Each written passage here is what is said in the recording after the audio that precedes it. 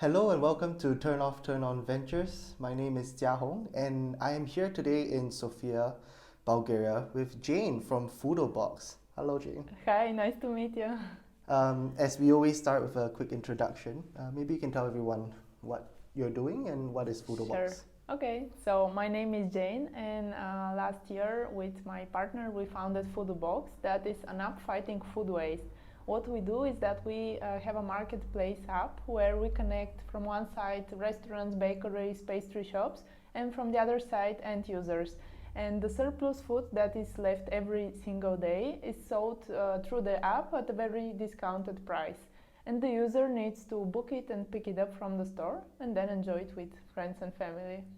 That's really good, and along my journey, there have been other players in the same space as well, and it's great to see this type of companies coming up because, as we all know, just walking along the streets, bakeries, restaurants, we always see leftovers towards the end of the day, and always, yeah.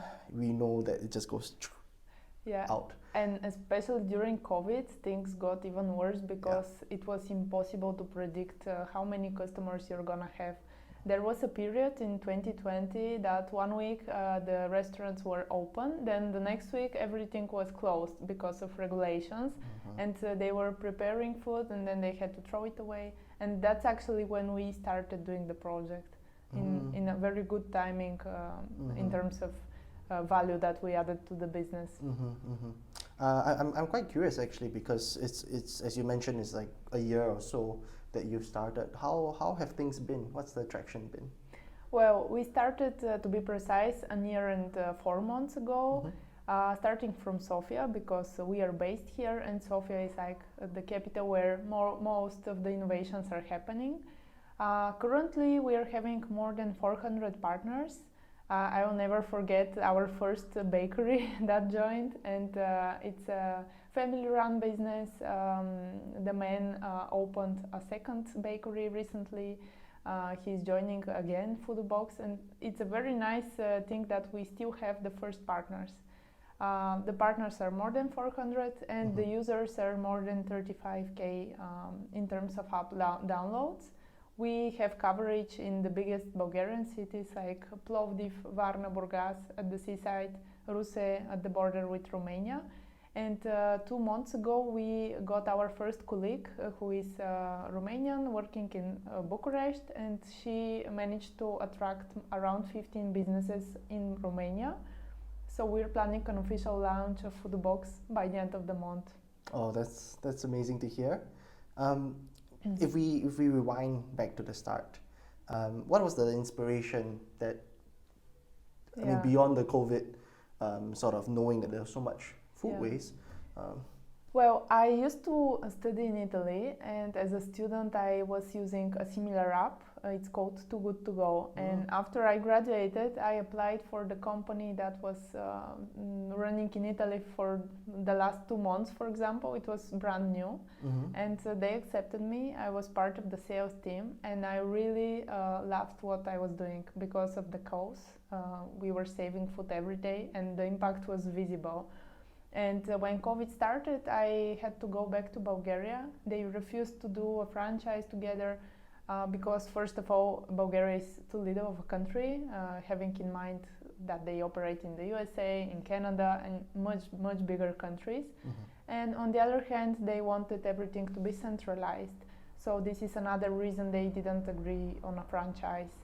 And that's how I started thinking, why not to do it on my own, finding the right people in the team and starting it just from scratch. I had the know-how. I saw there was no similar solution in Bulgaria. So that's how things started. Amazing.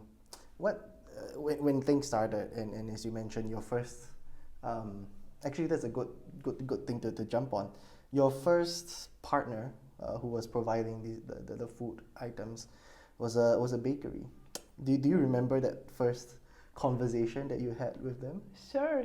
I remember it because I was going around to many different stores, and all of them were saying, yeah, that would be nice, but let me wait for a few months to see if you survive, which was so good to hear. Okay. later on, all of them joined, but it was like that first one that really joined, and he really liked the idea. He said, "Oh, I recently opened that bakery. I still don't have exact predictions of the demand, so I sometimes throw very nice croissants, banica, the Bulgarian pastry." And he didn't hesitate for a moment. He just wrote me his email address. That was the only information I needed to create the profile. And the next day he started selling. And on the first order, I was calling him, very excited to see if the client arrived, if everything was fine. And he was also calling me after the first orders. But now things are very automated. We keep in touch, of course. And I do go personally to take a magic box sometimes. Yeah. So that's lovely to hear, and I mean, what a journey from that first transaction to what it is today. Actually, going on from there, I'm quite curious because it's only my first few days here in Bulgaria. On the Foodobox app, what's the most popular kind of items? Well, there is mostly bakeries and pastry shops. As a person who really loves sweet things, I'm very satisfied with the offerings. But of course, there is some deals for dinner. For example, we work with very nice restaurants that offer soup and a meal, for example. Curiously, we have some wineries that have wines with a soon expiring date or some damaged etiquette, for example. We also have a bakery for cats and dogs. They also throw away everything they're cooking. They make amazing cakes, biscuits that are for our pets. And there is a big variety. That's our key selling point, because it should be catchy for a user to go in the app and to see a wide variety of offers. Oh, it's good to hear that even the pet bakeries are on board.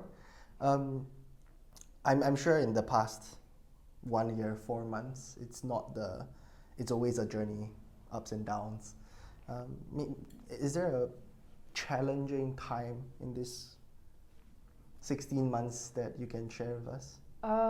For example, one of the first challenges we faced was the typical Bulgarian skepticism in terms of the end customer, who was always thinking, oh, probably in the surprise box I will find some leftovers, somebody was eating his meal and what is left in the plate. But this is not true. It's only food that is surplus, it's from the vitrine, or it's not touched. And from the other hand, it was the businesses. It was very difficult to convince them, because they were thinking it wouldn't work here. So what, that it works in 20 countries, it won't work here. And there was no further reasoning why exactly, but that was the thing. Then the next biggest challenge was to find the first investors. The current fund that is Innovation Capital, that actually invested in us, I was running to different events in all of Bulgaria, trying to pitch in front of them, and they were always like, no, this it's too early to invest, and they're an early stage fund. So I had 3, 4, 5 meetings before we had the handshake, and they were always constantly rejecting us. But after we got the first amount of money secured, we easily gathered a big group of angels. We have 9 angel investors that didn't hesitate at all. They just decided to invest. That's super good to hear. I mean, I think it's sign of the start, right? That there are angel investors who are keen to support startups like yours. And maybe something for the other entrepreneurs out there in Bulgaria. What kind of advice do you have, perhaps specifically for? Maybe one advice for me, the most important thing is to find the right team, because first of all, each of the founders need to have some very key superpowers, let's say, or at least some specific knowledge of the domain, because if 2 founders have the exact same skill set, then none of them is giving a unique value. We had a problem with this. We had a third co-founder in the beginning, but now it's just me and Velin. And the other thing is the team. Every one of the team is really motivated, is doing the best, and they are eager to. They applied for the job or for the internship when Foodobox didn't have a LinkedIn page, for example. We were not known at all, and they trusted us and decided to try it out, and they're still here, which is a very good sign. That's good to hear. Yeah. That's good to hear. Yeah. And perhaps something lighthearted to end off, or maybe not lighthearted, but you work constantly with partners who provide the food items and buyers who are seeking these sort of discounted food items to reduce food waste. What goes on behind the scenes that maybe people don't really know about? A curious fact I learned when we were starting is that Bulgaria is one of the very little countries, or maybe the only one, where food businesses need to pay taxes, 20% tax on the food they want to donate. And simple math, it's cheaper to throw away the food than to donate it. And it's very difficult. Also, except for the 20% fee, they need to put a single etiquette on each item they're donating that is written, this is not for sale, it's for donation, which is requiring a lot of hours of human labor, and it's very, it's annoying to do it. And in France, for example, it's absolutely forbidden to throw away food. Yeah. So we have a lot of paths to go through to reach the... And that's the case today? Yeah. Okay. And when you say donate, you mean what sort of donations? There is the Bulgarian Food Bank, for example, that's accepting huge quantities of food. They are the biggest food saver in Bulgaria. Okay. For example, if there is a producer of, yogurt, and the whole set of yogurts is expiring in 1 week, they can donate it to the food bank. Okay. Then the food bank is distributing it to all of the quarters in Bulgaria, and this food is reaching people in need. Okay. Which is amazing, but there is a lot of limitations. But then there's a tax on that. And they need to pay the tax, yeah.